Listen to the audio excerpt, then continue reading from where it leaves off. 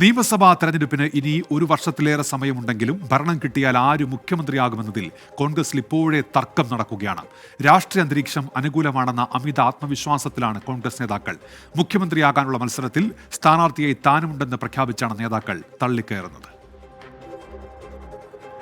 നിയമസഭാ തെരഞ്ഞെടുപ്പും കഴിഞ്ഞ് ഭരണവും കിട്ടി ഇനി മുഖ്യമന്ത്രിയെ മാത്രം തീരുമാനിച്ചാൽ മതിയെന്ന മട്ടിലാണ് കോൺഗ്രസിലെ കാര്യങ്ങൾ. ആഗ്രഹിച്ചതുപോലെ പ്രതിപക്ഷ നേതൃസ്ഥാനത്ത് തുടരാൻ കഴിയാതിരുന്ന അനുഭവം മുൻനിർത്തി രമേശ് ചെന്നിത്തലയാണ് മുഖ്യമന്ത്രി സ്ഥാനത്തേക്കുള്ള മത്സരത്തിന് ആദ്യം ഇറങ്ങിയത്.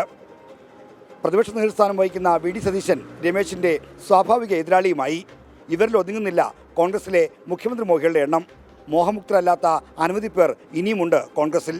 മുഖ്യമന്ത്രി സ്ഥാനം ആഗ്രഹിക്കുന്ന കോൺഗ്രസ് നേതാക്കളെല്ലാം അതിനായി അവരവരുടെ വഴികളാണ് തേടുന്നത്. മതസമുദായ നേതാക്കളുമായുള്ള പ്രശ്നങ്ങൾ പറഞ്ഞു തീർത്തും അവരുടെ പിന്തുണ ഉറപ്പിച്ചും പരമ്പരാഗത രീതിയിലാണ് രമേശ് ചെന്നിത്തല. മന്നം ജയന്തിയുടെ ഉദ്ഘാടകനായും SNDP പരിപാടിയിൽ പങ്കുകൊണ്ടും ജനറൽ സെക്രട്ടറി വെള്ളാപ്പള്ളി നടേശന്റെ പ്രശംസയ്ക്ക് പാത്രമായും കളം നിറയാനുള്ള ശ്രമത്തിലാണ് അദ്ദേഹം.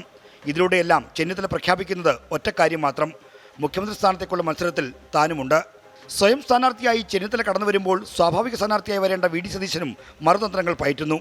രാഷ്ട്രീയ വിഷയങ്ങൾക്കപ്പുറമുള്ള സംവാദവേദികളിലും പരിപാടികളിലും സാന്നിധ്യം അറിയിച്ചുകൊണ്ടാണ് സതീശന്റെ നീക്കം.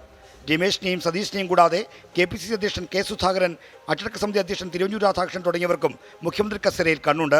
ഇവിടെ തർക്കമുറുകുമ്പോൾ ഹൈക്കമാൻഡ് പ്രതിനിധിയായി KC വേണുഗോപാൽ പ്രത്യേക വിമാനത്തിൽ പറന്നിറങ്ങാനുള്ള സാധ്യതയും തള്ളിക്കളയാനാവില്ല. മുഖ്യമന്ത്രി മോഹികളെ അനുകൂലിച്ചും പ്രതികൂലിച്ചും കോൺഗ്രസിൽ നടക്കുന്ന പ്രതികരണങ്ങൾ കണ്ടാൽ നാളെയാണ് നിയമസഭാകക്ഷി യോഗം എന്ന് തോന്നിപ്പോകും. എന്നാൽ ഇപ്പോൾ 41 സീറ്റ് മാത്രമുള്ള UDFന് കേവല ഭൂരിപക്ഷം നേടി എങ്ങനെ ജയിച്ചു വരാൻ കഴിയുമെന്ന കാര്യത്തിൽ മാത്രം ആർക്കും ഒരു ആശങ്കയില്ല. അതൊക്കെ ജനങ്ങളുടെ ഉത്തരവാദിത്തമാണെന്ന മട്ടിലാണ് കോൺഗ്രസ് നേതാക്കൾ മുന്നോട്ട് പോകുന്നത്.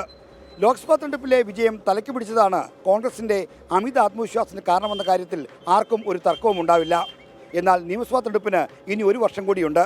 രാഷ്ട്രീയ അന്തരീക്ഷം മാറിമറിയാൻ അതൊരു കുറഞ്ഞ കാലയളവല്ല. അതിന് 2021 നിയമസഭാ തെരഞ്ഞെടുപ്പ് ഫലം മാത്രം പരിശോധിച്ചാൽ മതി. ആർ. ശ്രീജിത്ത്, 24, തിരുവനന്തപുരം.